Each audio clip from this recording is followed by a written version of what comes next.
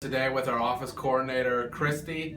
And Christy, you've been having a little neck pain and a little upper back pain. Can you tell us about that?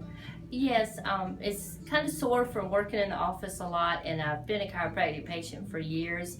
Love chiropractic care. Just live by it. Know that it works and it helps a lot. Okay, so let's take a look here. Where are you sore, Christy? My shoulders, Your shoulders? my mid-back, and my neck. Okay. And actually let's some see, arm a pain. little bit of arm pain too. Can you turn your head to the right? So it's a little restricted there. And what about if we go to the left here? Okay. Feels pretty good there, but what if you look up and down? A little sore. Little sore, okay.